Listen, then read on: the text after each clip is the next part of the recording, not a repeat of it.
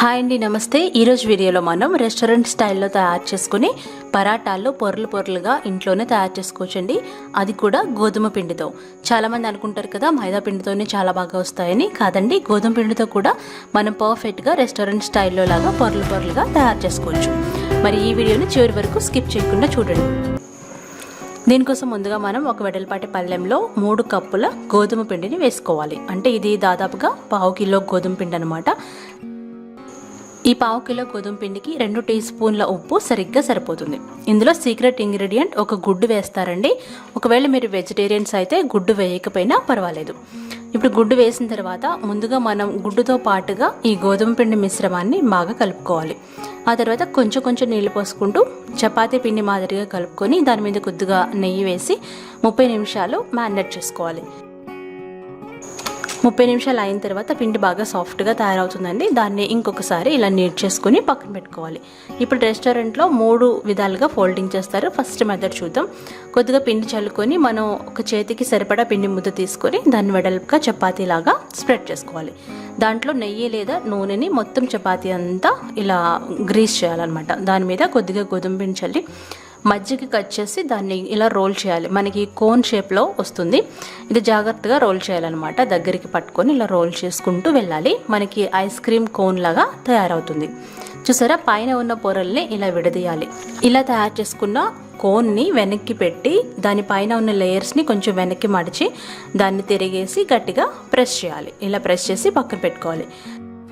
ఇప్పుడు రెండో మెథడ్ చూద్దాం. రెండో మెథడ్లో కూడా సేమ్ ఇందాకట్లాగే పెద్దగా చపాతీ చేసుకుని దాని మీద నెయ్యి రాసేసి దానిపైన కొద్దిగా పిండి చల్లుకొని ఇప్పుడు మనం చీరకి కుచ్చిళ్ళు ఎలా అయితే పోసుకుంటామో అలా అనమాట. అంటే కొంచెం ముందుకి వెనక్కి, కొంచెం ముందుకి వెనక్కి అలా అనమాట. ఈ వీడియోలో చూడండి. ఈ విధంగా మీకు ఎన్ని ఫ్లిట్స్ వస్తే అన్ని ఫ్లిట్స్ పెట్టుకోండి.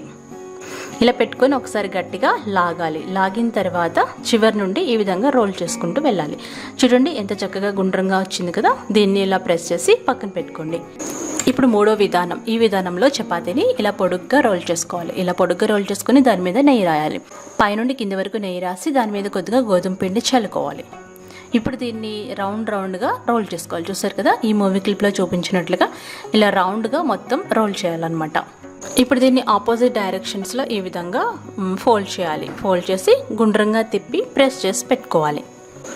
చూసారా, ఈ విధంగా అనమాట. చాలా ఫోల్డ్స్ వస్తాయి. ఈ 3 మెథడ్లు రెస్టారెంట్లో వాడే మెథడ్స్ అండి. మీరు ఖచ్చితంగా ట్రై చేయండి. ఇలాగా ఇలా ప్రెస్ చేసి పెట్టుకోవాలి. ఇప్పుడు ఒక ఇంపార్టెంట్ టిప్ ఏంటంటే, ఇప్పుడు ఇలా తయారు చేసుకున్న ఈ చపాతీ ముద్దల్ని మనం ఫ్రిడ్జ్లో పెట్టుకోవాలి. డీ ఫ్రిడ్జ్లో 10 నుండి 15 నిమిషాలు డీ ఫ్రిడ్జ్లో పెట్టుకోవాలి. అంటే ఈ పిండి ముద్ద గట్టిగా అవ్వాలన్నమాట.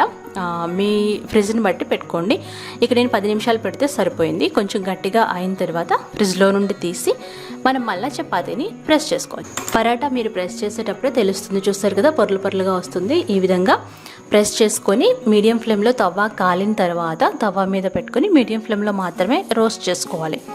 ఈ పరాటాలు కాలడానికి కొంచెం టైం పడుతుందండి. మీడియం ఫ్లేమ్లోనే పెట్టుకోవాలి, హై ఫ్లేమ్లో పెట్టకూడదు. మీడియం ఫ్లేమ్లో పెట్టుకుని దాని మీద నెయ్యి లేదా నూనె రాసి 2 వైపులా కాల్చుకోవాలి. ఇలా కాల్చేటప్పుడు ప్రెస్ చేస్తూ ఉండాలి. దానిపైన నెయ్యి రాసుకుంటూ ఉండాలి. చూసారు కదా, మీకు తెలుస్తూ ఉంటుంది, పొరలు విడిపోతూ ఉంటాయన్నమాట. మంచి బ్రౌన్ కలర్ స్పాట్స్ వచ్చేంత వరకు మనం 2 వైపులా తిప్పుకుంటూ కాల్చుకోవాలి.